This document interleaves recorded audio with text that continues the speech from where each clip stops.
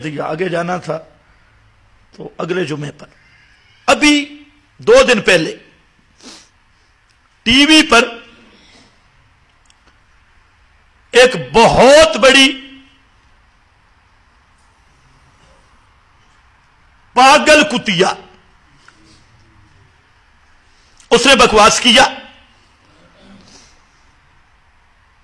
تو 2 باتیں عرض کروں گا۔ یہ جو اس نے بکواس کیا حضرت سیدنا صدیق اکبر رضی اللہ تعالی عنہ کے بارے میں،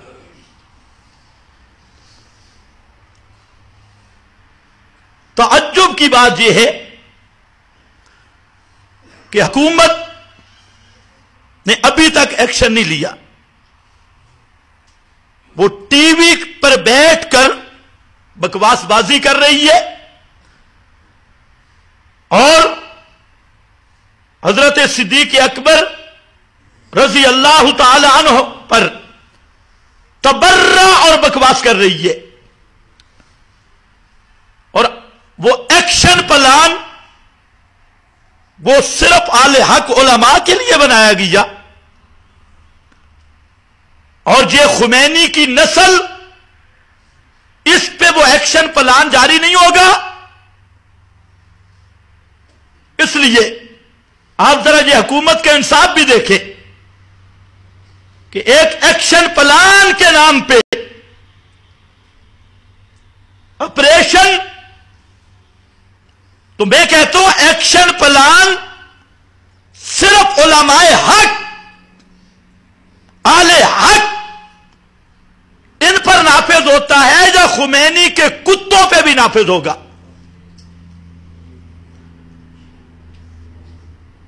ان پہ نافذ ہونا چاہیے یا نہیں؟ اب حکومت تو ہماری ہے نہیں کہ ہم حکومت سے مطالبہ کریں۔ اتنی بات ذہن میں رکھ لو کہ ٹی ویوں پہ بیٹھ کے اصحاب رسول پہ تبرہ کرنا، تو یہ وہ خفیہ ایرانی سازش ہے جو پاکستان کو عراق جیسے حالات سے دوچار کرنے کے لیے یہ بکواس بازی کی جاتی ہے خالص وہ۔ تو اس لیے عمران خان ہو یا حکومتی کارندے، آخر فوج میں بھی غیرت والے جوان موجود ہیں، اور دیگر اداروں میں بے غیرتوں سے میری بات نہیں، جن کے سینے میں ایمان ہے، تو ان سے میری گزارش ہے کہ ایسی کتیوں کو ایسے بکواس کرنے سے روکا جائے اور ان کو عبرتناک سزا دی جائے، اور جو اس کے وکیل آئے، وہ خود بھی وکیل ہے، وکیل آئے، پوری دنیا شیعت ایران تک اگر کسی خمینی کی نسل کے دہشت گرد میں جرأت ہو تو میرا چیلنج قبول کر کے دکھائے، پاکستان کی کسی عدالت میں آ یا کسی ٹی وی چینل پہ آ، اور جو تو نے بکواس کیا صدیق اکبر رضی اللہ تعالی عنہ پر کہ انہوں نے حضرت فاطمہ کو انصاف نہیں دیا، اور باغ فدق وغیرہ کا، کعبہ کے رب کی قسم اگر کسی ایرانی چیلے میں جرأت ہو آئے اور قبول کرے، عدالت میں آنا چاہتا ہے تب، ٹی وی پہ آنا چاہتا ہے تب، یہ فقیر ثابت کرے گا کہ صدیق کا منکر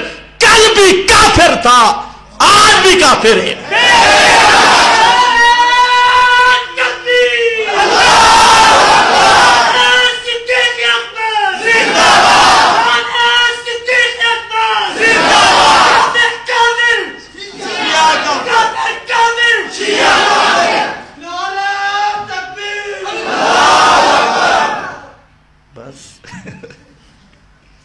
نعروں کی بات نہیں، دکھ ہوتا ہے۔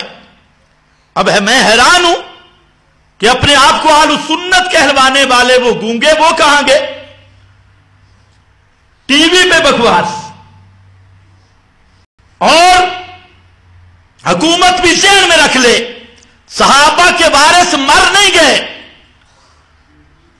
اللہ کے فضل سے پوری قوت کے ساتھ موجود ہیں، اور عظمت ناموس صحابہ کا دفاع جو اخلاص سے کیا اور کرنے والے ہیں وہ اشاعت التوحید کے نوجوان ہیں۔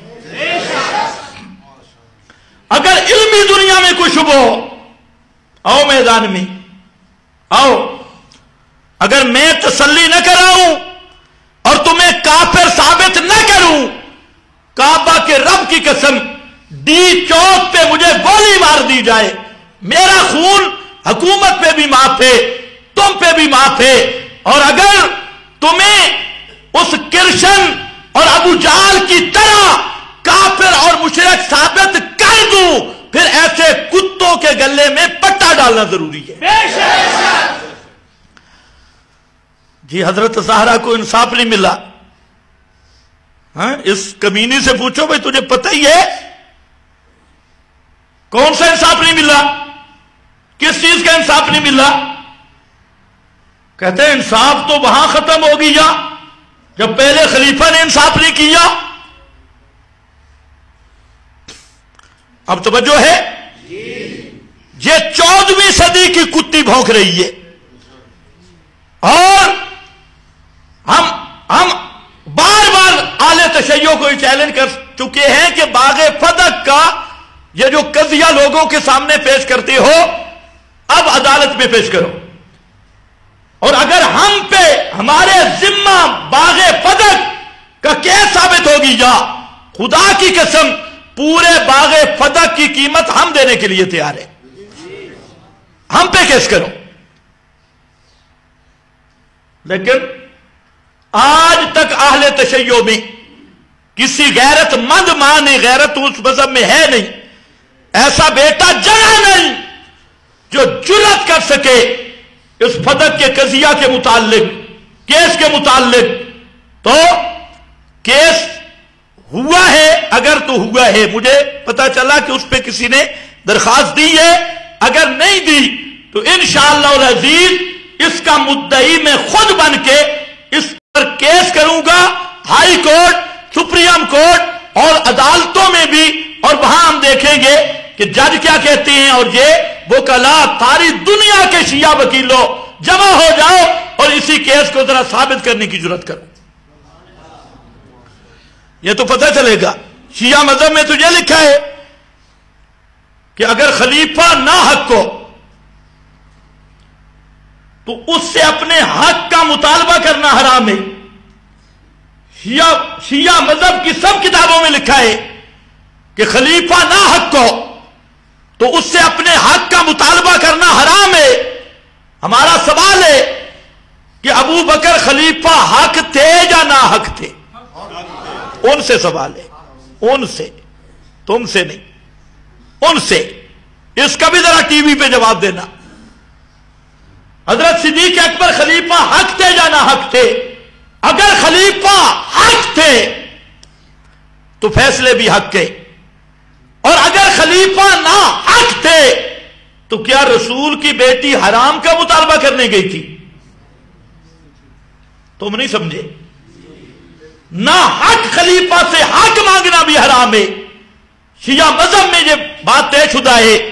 تو میرا سوال یہ ہے بقول تمہارے، اگر حضرت فاطمہ نے مطالبہ کیا تو خلیفہ حق سمجھ کے کیا یا ناحق سمجھ کے کیا؟ اگر حق سمجھ کے کیا تو پورے شیعہ مذہب پہ لعنت پڑ گئی اور ان کا کفر واضح ہو گیا کہ جس کو فاطمہ الزہرا خلیفہ برحق مانے، تم بھنگی چرسی اور کرائے کے یہ ایرانی کتے تم کیسے اعتراض کر سکتے ہو؟ اور اگر وہ خلیفہ ناحق تھا اور پھر بطول جنت اور بنت رسول نے اس سے مطالبہ کیا تو تمہارے نزدیک تو بنت رسول معصوم ہے، اور تمہارے مذہب کے مطابق اس جس کا مطلب یہ ہوا کہ اللہ کے رسول کی بیٹی حرام طلب کر رہی تھی اور حرام کی تہمت لگانا فاطمہ الزہرا پہ، اس سے بڑا کفر کوئی نہیں ہو سکتا۔ تم تو یہ باغ فدق، باغ فدق کو نہ چھیڑو، تمہارے سارے فدق نکال دوں گا۔ اگر باغ فدق کا مطالبہ حضرت فاطمہ نے کیا تو دو حال سے خالی نہیں، خلیفہ برحق سمجھ کے یا ناحق سمجھ کے، خلیفہ برحق سمجھ کے کیا، سارے شیعہ مذہب پہ لعنت پڑ گئی، اور اگر خلیفہ ناحق سمجھ کے کیا تو معصوم عطرت کے متعلق شیعہ مذہب کے مطابق حرام کھانے کا، حرام لینے کا یہ دعویٰ عصمت بھی باطل، اور آل رسول پہ حرام کھانے کا، حرام لینے کا الزام لگانا شیعہ مذہب کے مطابق یہ بھی کفر ہے، وہ بھی کفر ہے۔ تم ذرا اپنے کفر سے نکل کے دکھاؤ۔ باقی اچھا وراثت کا حق، تو میں کہتا ہوں پہلے اپنی کتابیں دے، ہمارے ہاں تو متواتر موجود ہے، حضرت علی کی تصدیق موجود ہے، اور شیعہ مذہب کی کتاب اصول کافی، ہماری بخاری شیعہ مذہب کی اصول کافی، اور 18 کتابیں اور ان کی حدیث کی، اس میں حدیث آ رہی ہے کہ انما لا نورثو معاشر الانبیاء لا نورثو ما ترکنا صدقہ۔ اصول کافی اٹھا، بہار الانوار اٹھا، شیعہ مذہب کی کتابیں بھی، اہل سنت کی، دونوں کی متفق روایت، جس کا مضمون یہ ہے کہ انبیاء کی مال میں وراثت چلتی نہیں ہے، نہ انبیاء مال جمع کرنے کے لیے آتے ہیں، انبیاء کی وراثت علم اور دین میں چلا کرتی ہے۔ اب یہ اصول کافی کون سی کتاب ہے؟ کہتے ہیں امام غائب کی مصدقہ کتاب۔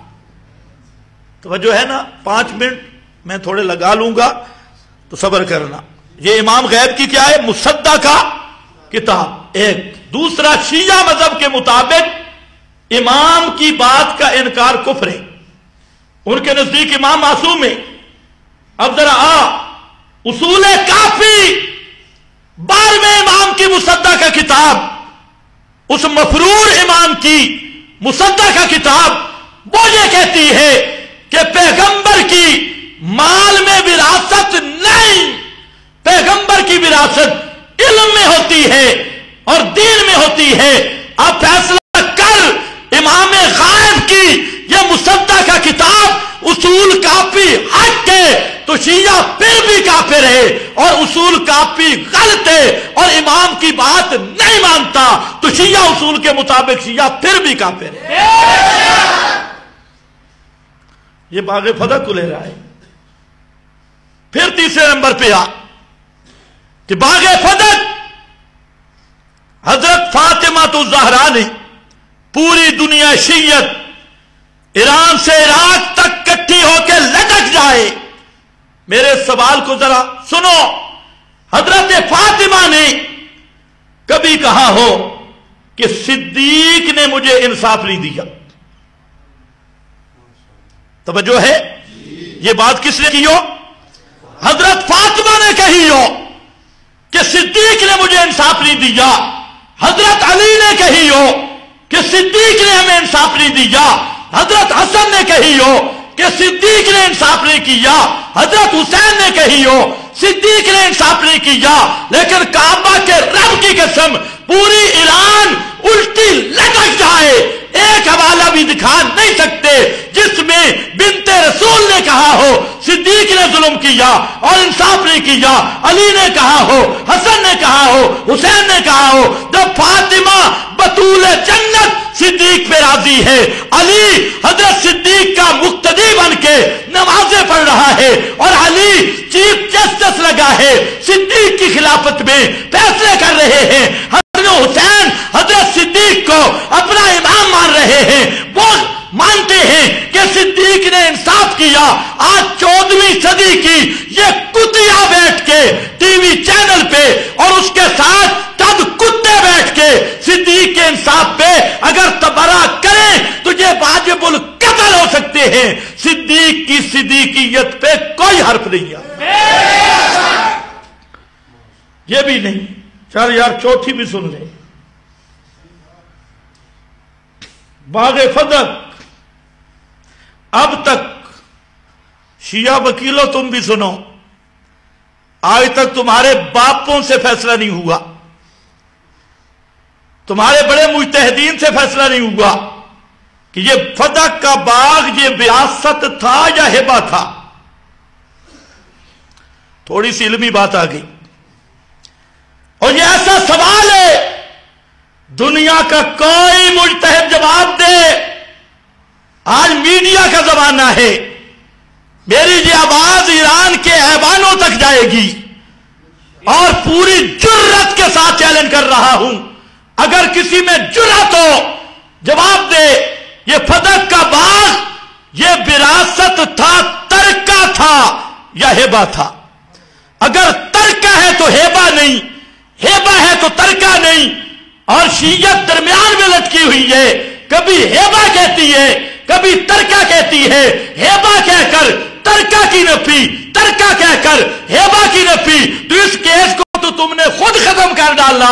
تم اپنے مولویوں، اپنے مجتہدوں، اپنے ذاکروں کو پہلے لگام ڈال کر کسی ایک پٹری پہ لاؤ، بعد میں ابو بکر صدیق کا نام لینا. ابھی تک تو تم سے یہ نہیں فیصلہ ہوا کہ یہ ترکہ ہے یا ہبہ ہے کیا چیز. اور پھر وہ ایک وکیل کھڑا تھا، اس نے کہا بخاری میں بھی ہے غضبت فاطمہ تو فاطمہ ناراض ہو گئی. تو میں نے کہا اچھا اگر حضرت فاطمہ ناراض ہو جائے تو کیا فتویٰ ہوگا؟ کہتے جو فاطمہ کو ناراض کرے وہ جہنمی ہے. میں کہا بہت اچھا، یہاں تو ایک دفعہ آ گئی یا فاطمہ ناراض ہوئی. اور شیعہ مذہب میں 4 مقام پہ حضرت فاطمہ حضرت علی سے ناراض ہوئی. اللہ کرے تمہیں سمجھ آئے. وقت نہیں، انشاءاللہ آئندہ جمعہ آئے گا. اب جمعہ چلے گا شان صدیق اکبر پر انشاءاللہ. صدیق پہ جتنے اعتراض ہیں ایک ایک کا جواب دوں گا. اب ذرا آؤ، تو ایک دفعہ جو ناراض کرے وہ جہنمی ہے، جو 4 دفعہ کرے. شیعہ مذہب نے لکھا ایک دفعہ تو حضرت فاطمہ نے حضرت علی کی گریبان سے پکڑا تو جبریل نے آ کے چھڑایا. شیعہ کی کتابوں میں. ہم تو کہتے ہیں یہ نرا بکواس سے جھوٹ کا پلندہ ہے، لیکن یہ شیعہ مذہب ہے تو خیر. اور یہ غازبت فاطمہ کوئی سنی بیٹھا ہو وہ سن نہ ہو جائے، یہ غازبت فاطمہ والی روایت بالکل مردود ہے.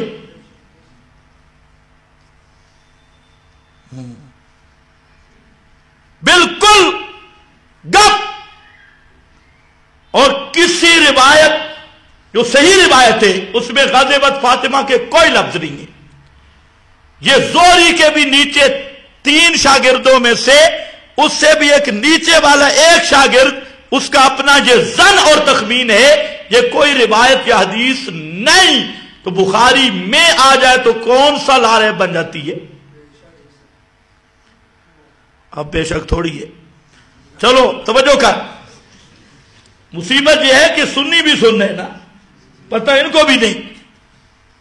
تو اگر اہل تشیع میں جرأت ہو، یہ تو میرا بہت ہی پسندیدہ موضوع ہے.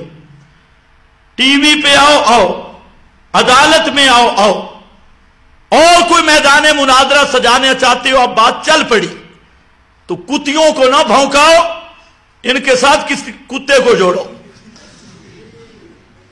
کیونکہ اب موسم بھی بہار کا آنے والا ہے تو اس بہار میں ساری گرم ہوتی ہے. تو یہ بھی وہ گرم ہوئی تو اس نے یہ علت کی. تو ایسی باتیں چھوڑ دو. اگر علمی میدان میں آنا چاہتے ہو